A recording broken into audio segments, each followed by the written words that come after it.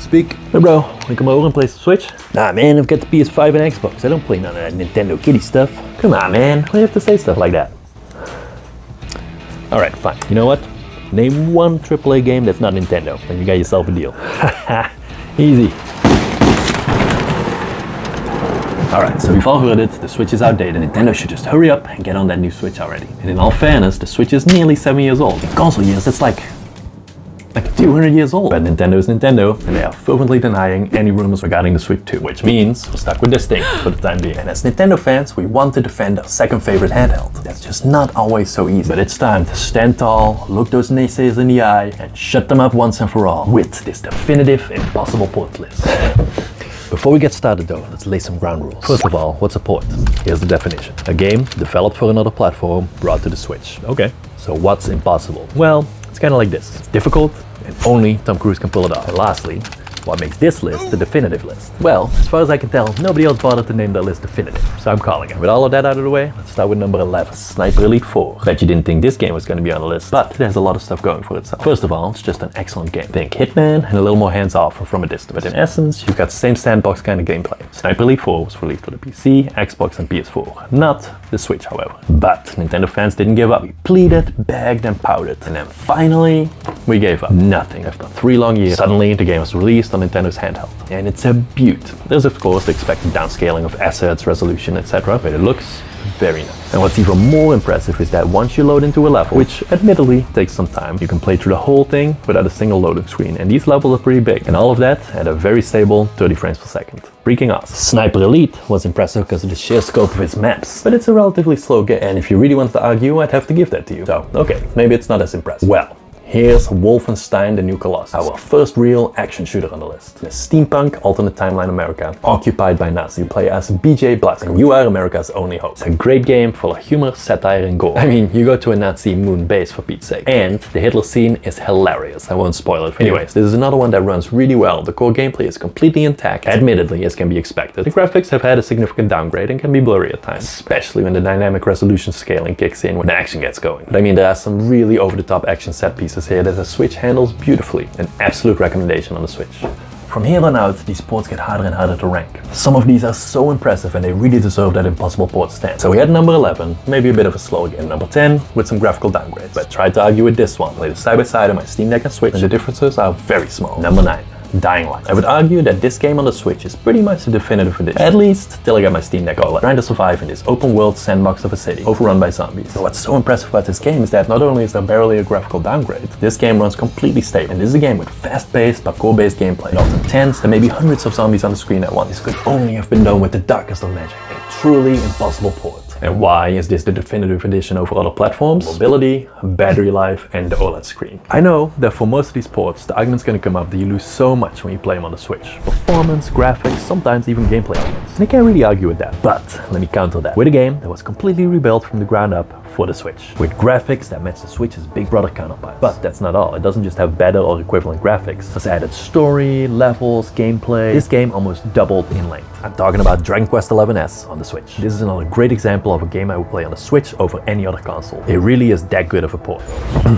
Number 7. Now here's a game that had performance issues on many of the last gen consoles. So what business does that on the Switch? Kicking name and taking ass. I'm of course talking about Nier Automata. This is a fast game, non-stop hack and slash action. It made the PS4 sweat and the Xbox S cry. But the Switch rolled up its sleeves and said, I'll take that challenge, and handled it like a champ. Like with Dying Light, nary a downgrade in graphics to be seen, and performance holds up beautifully. Digital Foundries did some nice side-by-side comparisons showing the similarities. This is a port done right. Remember how Crysis used to be a benchmark? Does it run Crysis? Then they looked at the Switch and laughed. Well, those echoes of laughter turned into cries of disbelief and denial when this was announced. No way it's gonna run, it's gonna be shit. Then that disbelief turned into shock as the Crysis remakes were released before, yes, you heard that correctly, before every other platform. In the history of this console, that has to be a first. And I'm not even really exaggerating. Again, this runs beautifully, especially Crysis 3, which really pushed system limits when it was first released, is very impressive and looks amazing on the OLED. Coming down the wire now, 5th place, almost in the top 3. This one is actually one of my all-time favorite horror games. I'll give you another hint. This port runs better on Switch than any other console. Now don't go looking in the chapters, but let me know in the comments if you guessed it. I'm curious if anybody got it. Alien Isolation. Digital Foundries reviews. Yes, I use them a lot. They're a more respectable source than me, alright? They did a breakdown and showed that the Switch version is the superior one. What's funny is that it took so long for the Switch version to be released that big enough advances in processing techniques were made, so by the time they made this port, they can make a superior in both graphics and performance. So you can take that however you want. But I'm gonna see it as a glass half full and take it as a win for the old Switch. These next one, or two, if you will, are absolutely stunning on the Switch OLED. Ori and the Blind Forest, Ori and the Will of the Wisps. This is a Microsoft Studio game that nobody expected to come over to the Switch.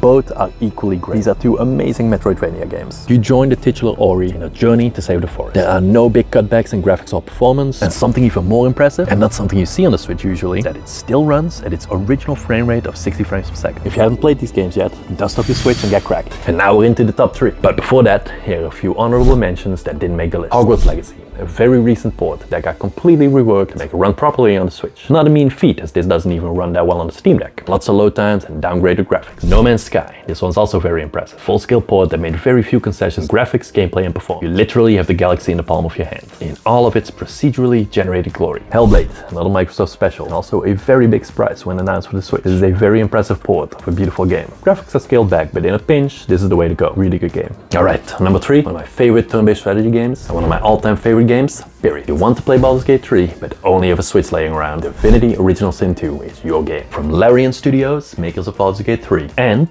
hot take, just as good as Baldur's Gate 3. I love this game and I've played it through many times with different builds. This is a massive open world turn-based strategy game that is pretty much completely intact on the Switch. As per usual, graphics are downgraded, but everything else is here and it runs great. Plus, there's a great cross-save feature, so it's the ultimate companion to your gaming PC. If number 3 was one of my all-time favorite games, this one has to be my number 1. I'm not going to belabor the introduction, The Witcher 3, The Wild Hunt. For all my exaggerations earlier, when this game was announced for the Switch, when rumors of this game leaked, nobody believed this could ever possibly run on the Switch. PS4s nearly melted when playing this game. A few years later, in October of 2019, the game released on Switch, and my dreams of playing this amazing game on the go came to fruition. Man, it was awesome. But to be honest, some severe graphical cutbacks had to be made to get this game running, and many people were wondering once again, should a port always be made regardless of concessions? To me, the answer is very clear. I've always loved gaming on the go, and in those days, without the Steam Deck, I could only dream of playing a game like this on the road. But not everybody will have my tolerance for graphical downgrades. Also of note, a few months later, this game received a large patch that completely overhauled the graphics and made it look much more impressive, regardless if you think it should exist or not. This game is an impressive impossible port. Alright, on to number 1. Undisputed king of the ports. Or maybe not. Based on the thumbnail, you might have thought The Witcher was going to be the number 1. The Witcher 3 is obviously very good, but I have a different game in mind that recently came out that I think deserves the title. I'm talking about a very ambitious, fast-paced shooter that, as with all of these, nobody thought would run on the Switch. And that is